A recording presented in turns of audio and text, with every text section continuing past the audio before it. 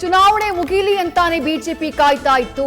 Election ಆಗ್ತಾ ಇದ್ದ ಹಾಗೆ ಗ್ಯಾಸ್ ರೇಟ್ ಹೆಚ್ಚಿಸಿದ್ದಾರೆ ಅಂತ ಡಿಕೆ ಶಿವಕುಮಾರ್ ಕಿಡಿ. ಈ ಬಗ್ಗೆ ದೊಡ್ಡ ಮಟ್ಟದಲ್ಲಿ ಧ್ವನಿ ಎತ್ತಬೇಕಿದೆ ಅಂತ ಕರೆ.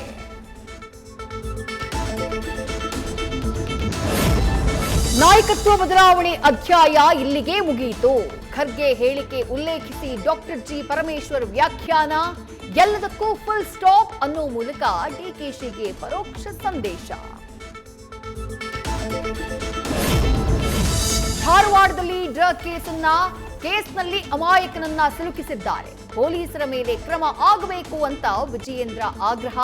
ವಿದ್ಯಾರ್ಥಿ ಆದಿತ್ಯ ಮ್ಯಾಗೇರಿ ಆತ್ಮಹತ್ಯೆಗೆ ನೇರವಾಗಿ ಪೊಲೀಸರೇ ಕಾರಣ ಅಂತ ಬೆಲ್ಲದ್ ಕೂಡ ಆರೋಪ.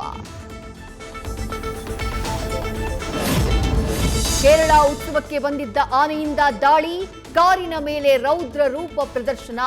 ಮಯ್ಯನಾಡ್ ಪಾರ್ಥಸಾರಥಿಯ ಕೋಪಕ್ಕೆ ಕಾರ್ ನಜ್ಜುಗುಜ್ಜು, ಸ್ಥಳದಲ್ಲಿದ್ದಂತಹ ಲಾರಿ ಚಾಲಕ ಸಾವು.